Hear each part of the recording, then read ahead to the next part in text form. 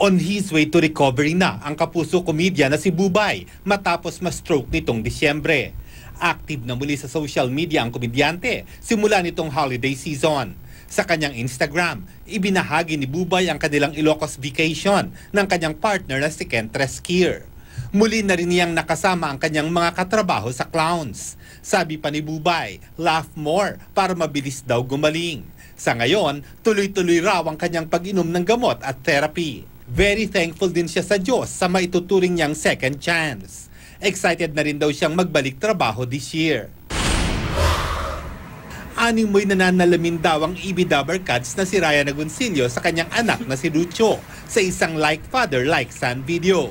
Sa Instagram ni Ryan, makikitang ginagaya ni Lucho ang lahat ng gawin ni Ryan sa hapagkainan. Mula sa pag-inom ng tubig hanggang sa iba't ibang mannerism ni Ryan. Kuhang-kuha ni Lucho. Nagkukulitan pa ang dalawa. Sa isa pang video, tila pinapakain pa ni Ryan si Lucho. Nag-share pa si Ryan ng quote about fatherhood. Isa sa talent ng kapuso actress na si Heart Evangelista ang pagpe-painting. Sa Instagram, ibinahagi ni Heart ang kanyang special gift para sa executive ng isang kilalang brand ng bag.